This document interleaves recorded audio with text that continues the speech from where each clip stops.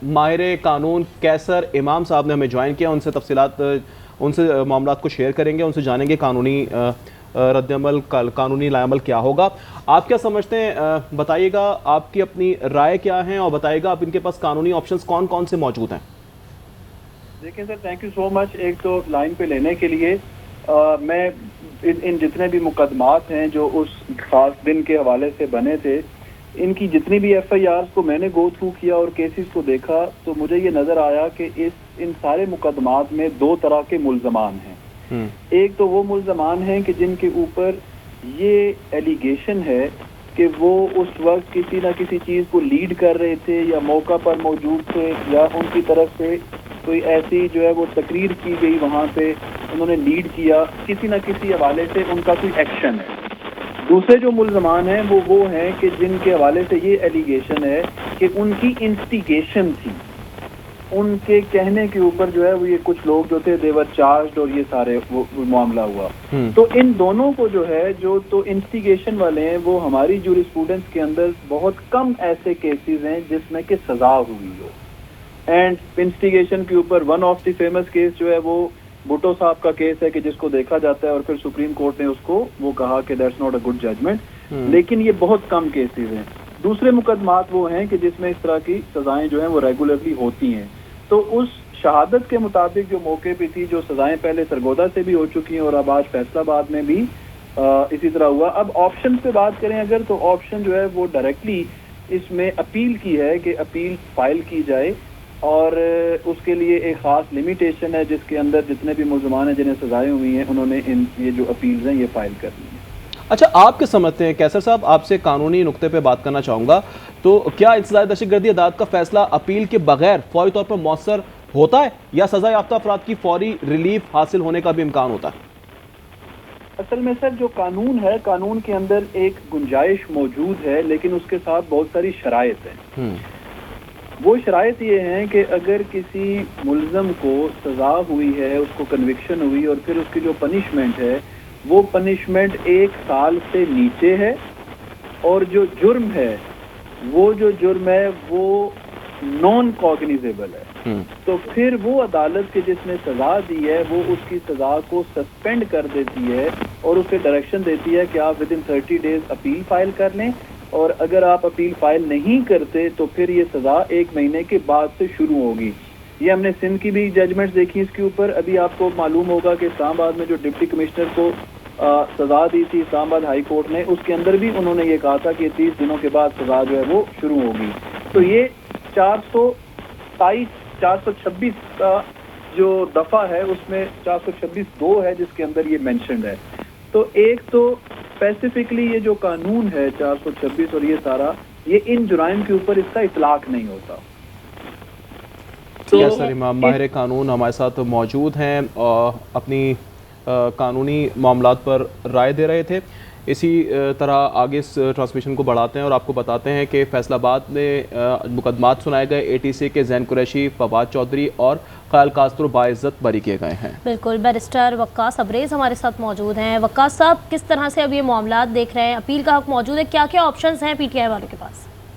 देखिए, अपील का हक तो हर केस के अंदर मौजूद है, वो पाकिस्तान के अंदर हो, पूरी दुनिया भर के अंदर अपेक्स कोर्ट्स के पास ये हथियार मौजूद होता है। अगर कोई भी शख्स समझता है कि मिलिट्री कोर्ट या कोई भी पाकिस्तान की अदालत उसके खिलाफ जो फैसला देता है उसमें टेक्निकल एरर्स हैं, लीगल एरर्स हैं,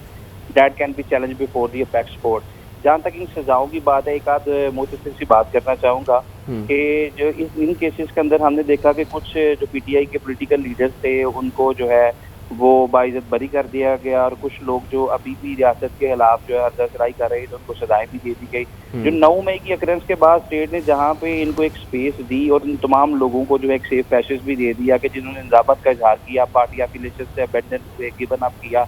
और उन्होंने कहा कि हमारा अपनी पार्टी के साथ कोई ताल्लुक नहीं है, ये जो भी चीज़ें की गई that is not made in the best interest of the state, के रियासत की मुलाक को चलाना किसी भी महजब शहरी या पोलिटिकल कानून में जेब नहीं देता। उस वक्त रियासत ने एक जो रिलैक्सेशन का इजहार किया, लेकिन मैं ये समझता हूँ कि उसके बाद भी जो लोग अभी तक शुतर महार की तरह हरदर्सराई में थे, पुरशद्दत एहतजाज का हिस्सा बने या इन चीज़ों को आगे लेके जा रहे थे, वंस फॉर ऑल एक प्रेसिडेंट तो सेट होना था। ये कभी भी स्टेट एक सिटीजन को सोशल कॉन्ट्रैक्ट के तहत या मौदा इमरानी के तहत ये इख्तियार नहीं देती कि आप रियासत की मुलाक को जलाएं या आप शोहदा की यादगारों को मसमार करें। हमने रिसेंट जो बनियान मरसूस के पहले जो पार्ट था 3-4 दिन का, हमने देख लिया कि दुश्मन किस तरह हमारी हल्क पे अपने पंजे गाड़ना चाहता है। और अगर हम अपनी सिक्योरिटी एजेंसीज को, एस्टेब्लिशमेंट को और अपनी रियासत की लॉ इन्फोर्समेंट एजेंसीज को कमज़ोर करने के दर पे हैं और अभी तक दर पे हैं और अभी तक भी माफ़ी मांगने के लिए तैयार नहीं, तो ये चीज़ काबिल अफसोस है। और उसके लिए तो शायद प्रेसिडेंट अदालतों से आने ही चाहिए थे। कुछ दिन पहले भी सजाएं दी गई,